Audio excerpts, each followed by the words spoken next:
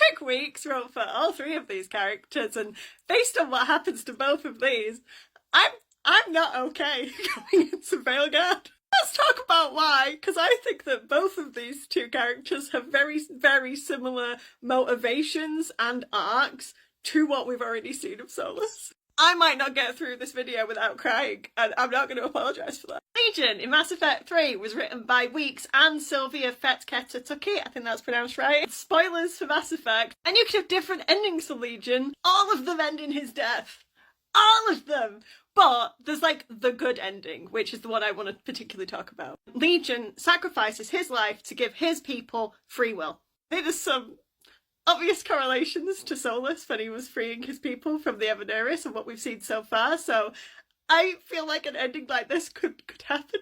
Also, there's a running theme in Mass Effect about does this unit have a soul, and it's said in the Chantry rhetoric that spirits don't have souls, so I see a lot of parallels between the Geth and spirits and how they're treated in Dragon Age and in Mass Effect respectively, and I think that we could see that happening, that there is a chance that Solas could sacrifice himself for his people just like Legion does in Mass Effect.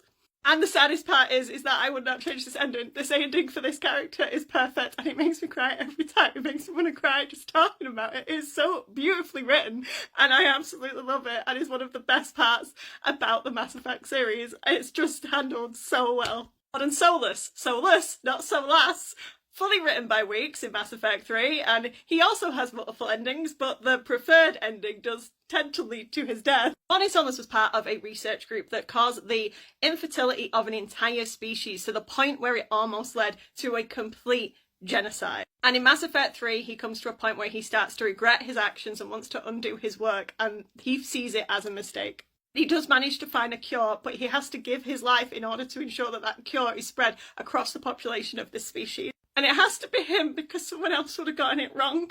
And it is a tragic and beautifully written death of this character. And I wouldn't change it.